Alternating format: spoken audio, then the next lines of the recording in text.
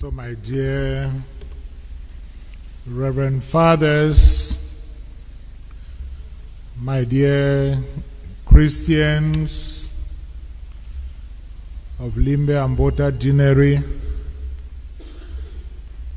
especially those of Our Lady of Lourdes Parish here in Gardens.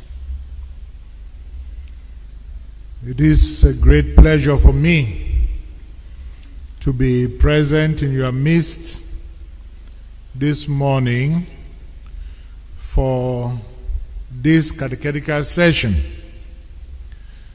We have been moving around from parish to parish in order to give the Christians the opportunity to deepen their knowledge of the Catholic Church through the different topics that we have been treating.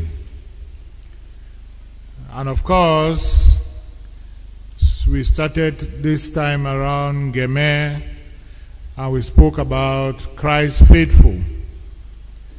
Last week we were in Bota, Holy Trinity Parish Bota, and we spoke about the formation of clerics. Those who express the desire that they want to become clerics. How is their formation supposed to be? And last week we took time to explain about the minor seminaries, about the major seminaries, about all what takes place as far as formation is concerned. And we had mentioned that when you are in the third year of theology, you apply at the beginning of the year. If the bishop accepts, they make the seminarian an acolyte. And as an acolyte, it means that you are an official altar boy in the church. Not these gentlemen and ladies who just climb the altar and they are serving at Mass when they have not been installed. They are just sitting in for the real people. And when you are made acolyte and you are serving and assisting the deacons and the priests, by the month of April, there's an application that is done by the deacons, and that application, by those who want to be deacons, and that application is sent to the bishop. And if the seminary formators recommend that the acolyte can become a deacon, then the bishop now will write to the Christian faithful indicating that the said acolyte has indicated his intention to be ordained as a deacon. And the banns will be called on 3 successive Sundays. Why are those bands called? They are called because communities. And normally when the bands are called, I see some people start clapping. No. The bands are called, it's a procedure of inquiry. And they are finding out from the people of God that this person who has applied, is it all right for the bishop to ordain that person, or there is something that maybe we don't know about and that the Christians know that they can confidentially tell the parish priest or tell the bishop about the candidate. So it's a process of investigation. And if the bishop ends up getting favorable recommendation letters from the priests where these acolytes have been serving, and everything being equal, the bishop decides to ordain the acolytes now to be deacons. When you are ordained a deacon, you become a cleric. When you are ordained a deacon, you become a cleric. So, when we talk about clerics,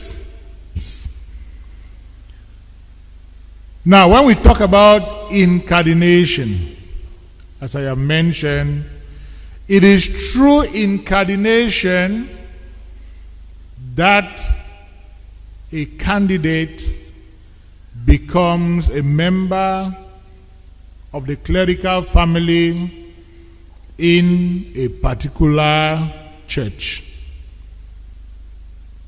And the church mentions that you can be incardinated into a diocese.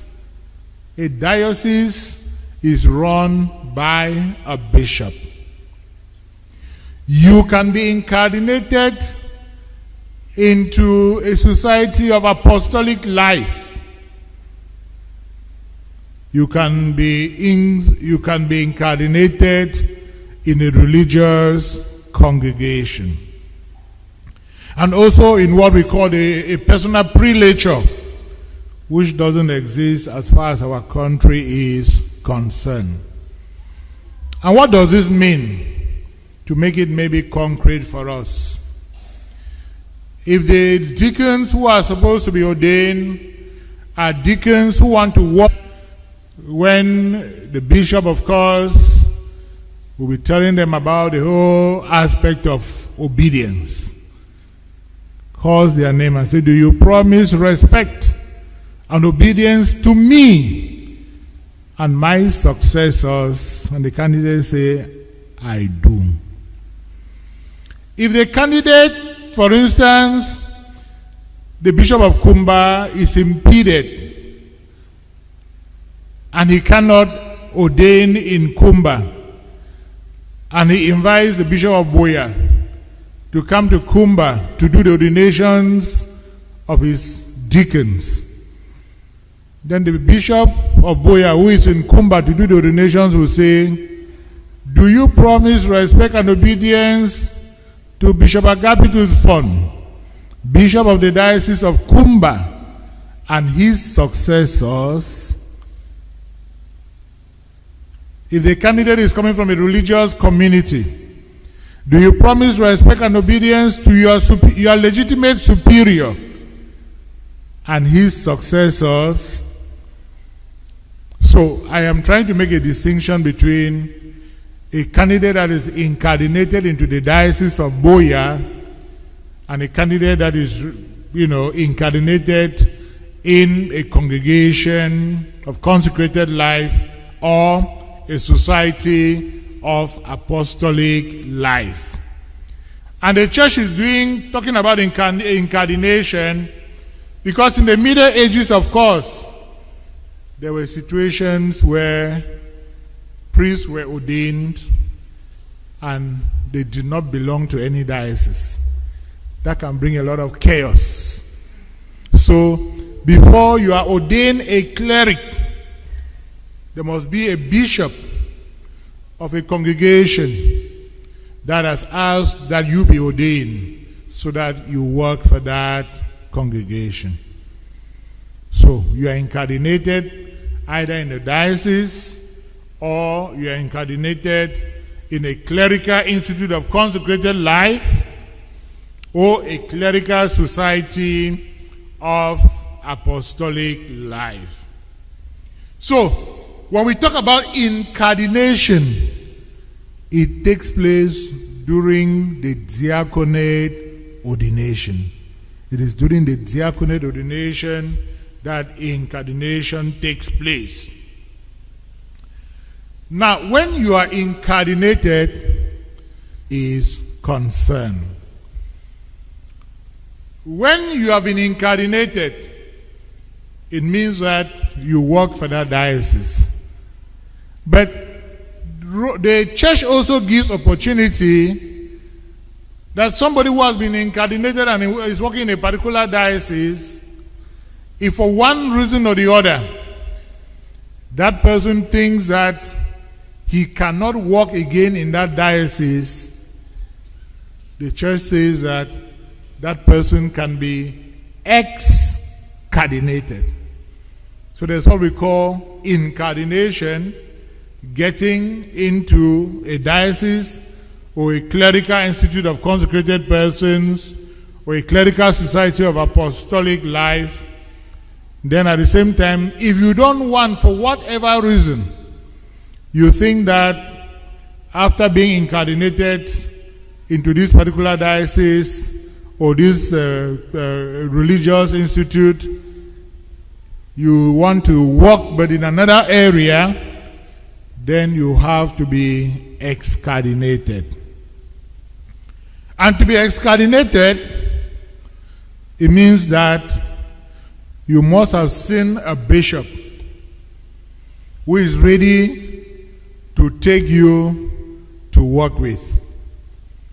And that bishop must accept that he wants you to come to his diocese. And of course, the person who is releasing you, let me just be concrete with examples. Take for instance that you are incardinated in the diocese of Boya. Then you have been serving after your diaconal ordination, you have your priestly ordination, you are working in the diocese of Boya, and for one reason or the other, you think that you prefer to work in the diocese of Manfe. If you make the Bishop of Boya to know that, he will ask you to go and meet the Bishop of Manfe and talk with him. If he talks with the Bishop of Manfe, and the Bishop of Manfe thinks that there is a need to have you into his diocese, and then he will let you know. If he thinks that there is no need to have you in his diocese, he will not take you.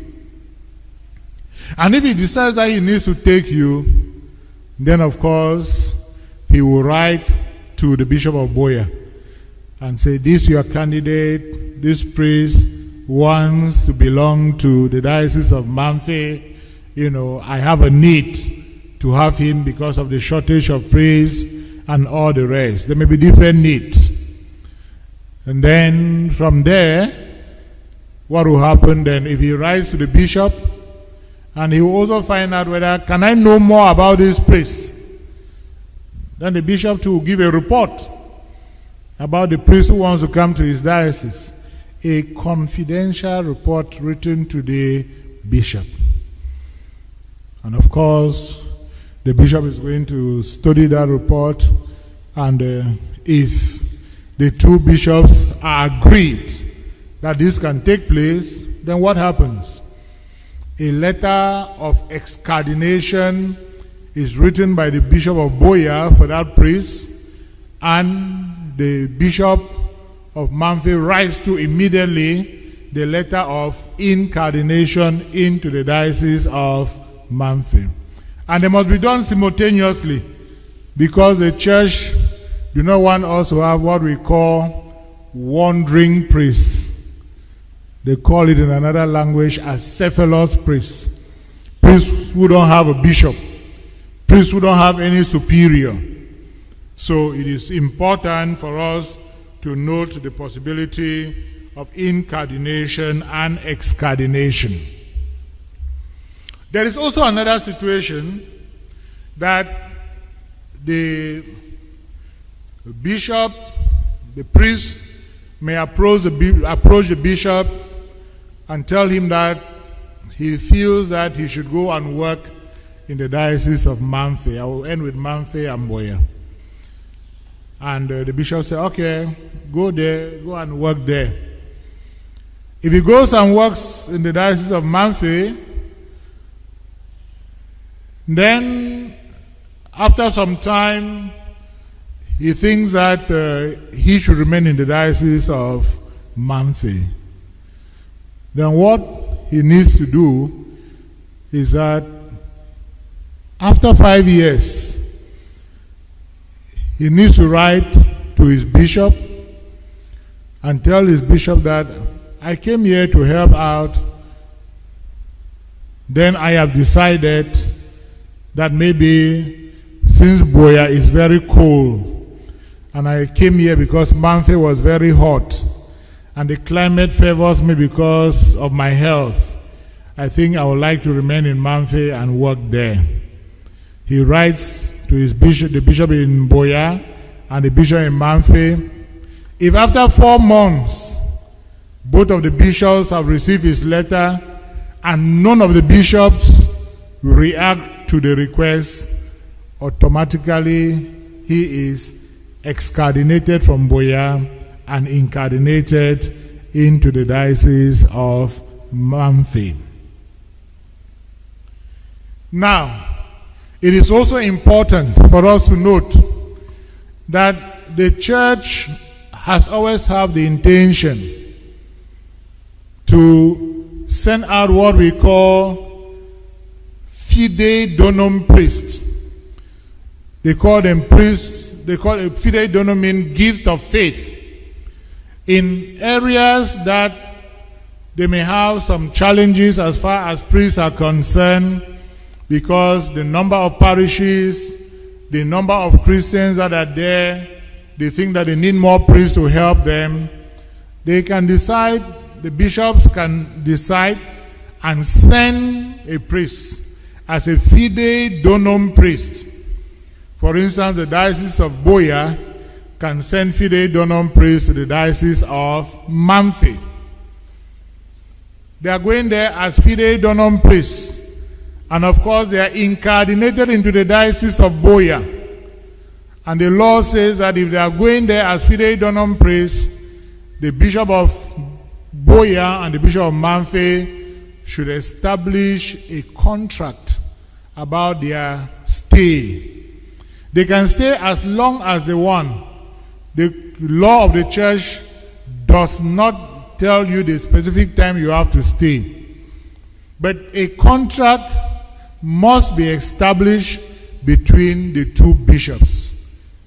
They may say that, okay, I'm sending my priest to work in Manfi. He will work for 3 years and come back. He will work for 3 years, renewable once, and come back. So that contract is very important, so that once the contract is established, the priests concerned, they know that they are going out as fide donum priests to work in another diocese. When they work there and the period of their return comes, they come back to their diocese of origin in order to carry on with their pastoral ministry. Now, it is important for us to know that as far as the incardination is concerned, we mention also the possibility of excardination. But the law also makes it very clear that in situations where you have, for instance, a diocesan administrator, the diocesan administrator cannot grant excardination. If he has to do that, it must be after 1 year after the person has made the request, and at the same time, it also must have the approval of the members of the College of Consultors. So which means that if a diocese is vacant, meaning that there is no bishop, and a diocesan administrator is appointed in that diocese, within 1 year, he cannot do excardination. But after 1 year, if there is a case of excardination, then he has to make sure he contacts the members of the college and the rights of clerics. The first obligation is that the cleric is supposed to show reverence, respect, and obedience to the Holy Father and to his bishop. Respect, obedience to the Holy Father and his bishop. Secondly, when he is given an assignment to carry out by the bishop, he must carry out that assignment.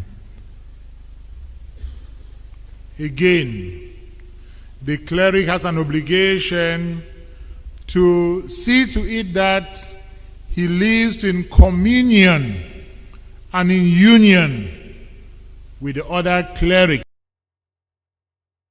assigned to live with him in a particular house, and that they all work for the common good of the church.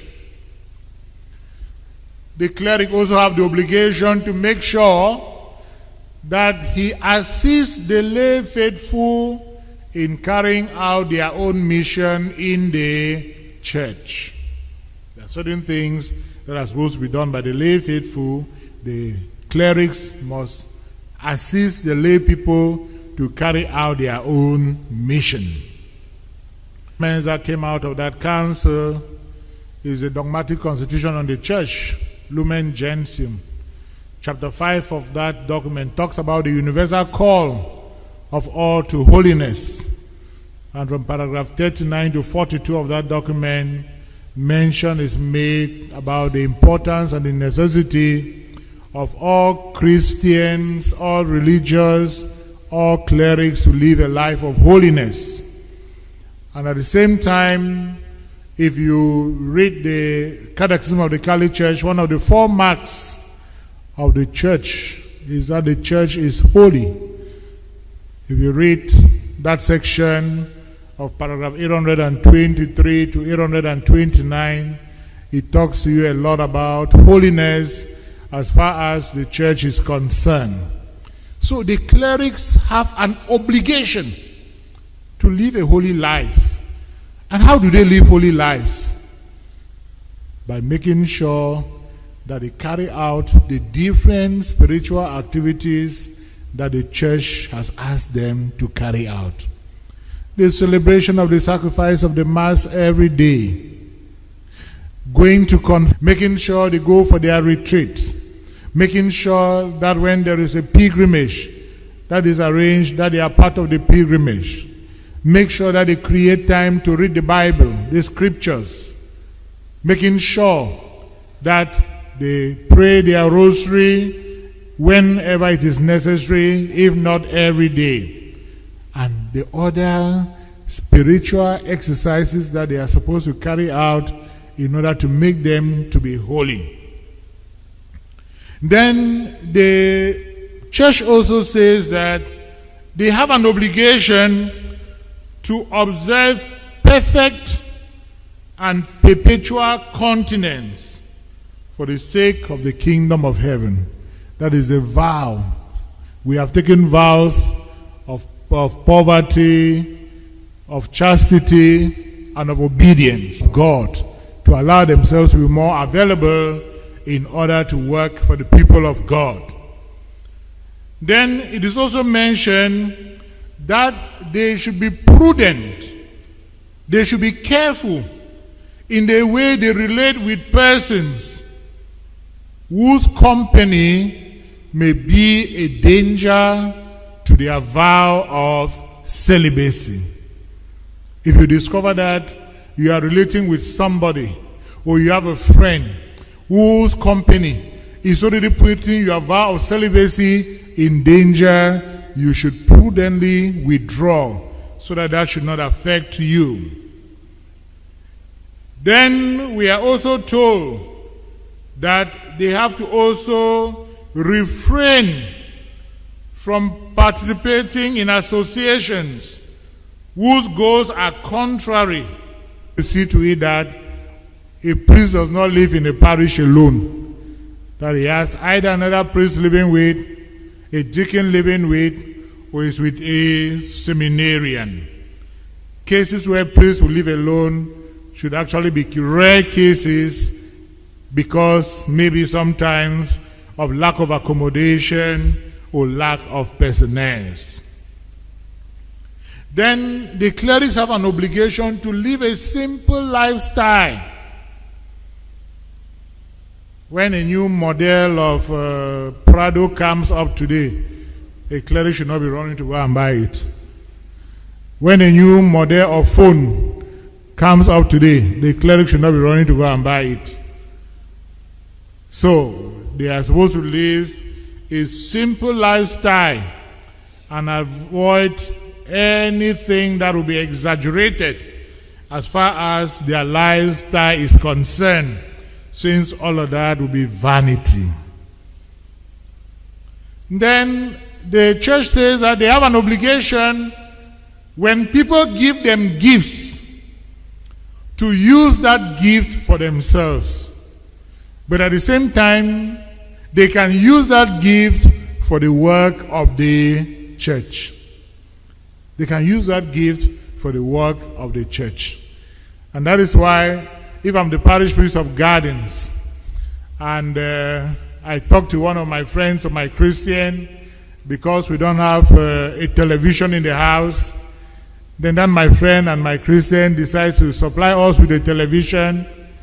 It's a gift that is given, and that gift, if I'm leaving Gardens tomorrow, I cannot say, no, that was my personal gift, I'll carry it away. So what the church is advising us is that people will give us gifts. When they give us gifts, we should be able to use our gifts not only for ourselves, but also to see how we can help the church, because they are giving us the gift because we are clerics. So if somebody were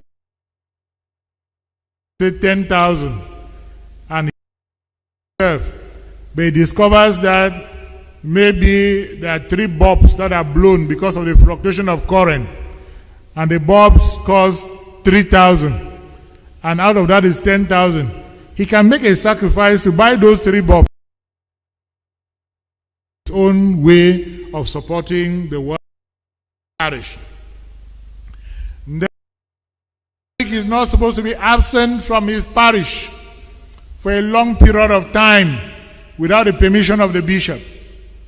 And according to what the church teaches, a cleric has a right to 1 month holidays every year.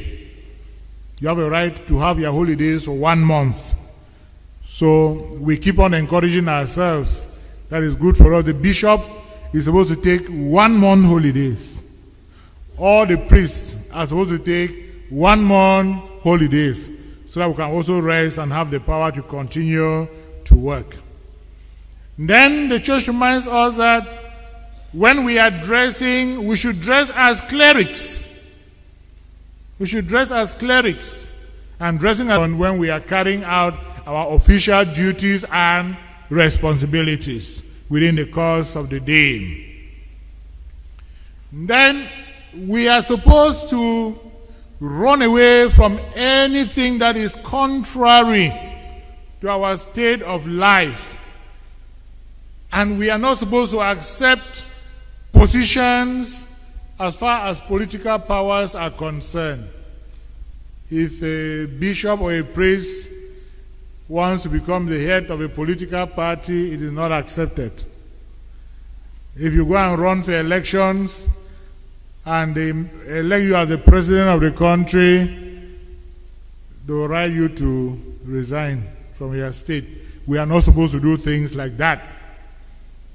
Then, of course, we should also refrain from certain traditional things that are contrary to our state of life.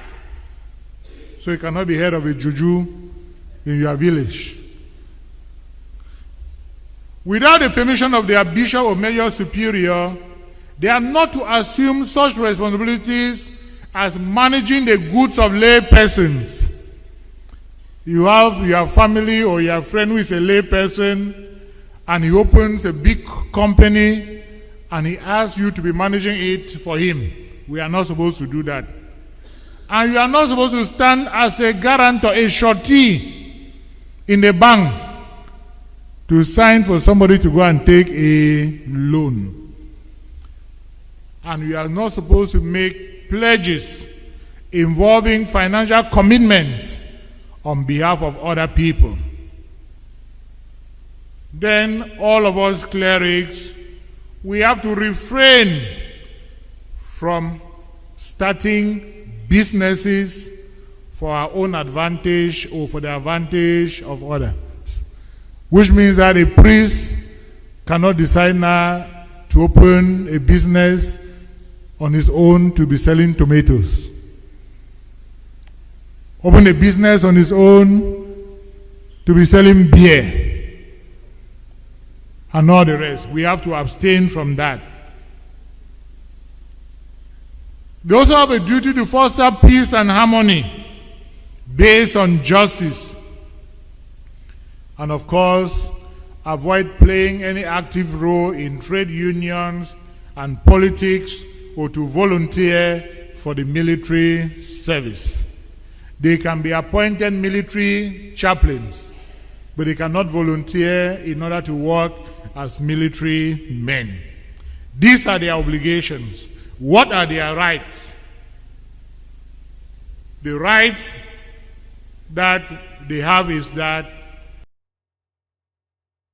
by those in sacred only to them, which means that you cannot get an office that is supposed to be given to somebody who has sacred orders, office to somebody who doesn't have the sacred orders.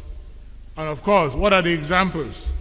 Parish, to be a parish pastor, to be chaplains in school and hospitals, all those things that are supposed to be carried out as far as the orders is concerned.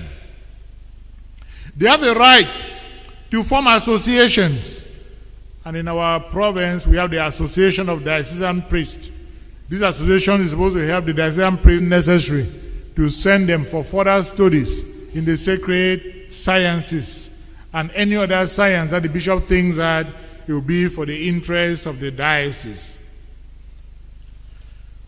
Then, of course, they also have the right to have support, what we call remuneration for the work that they are doing.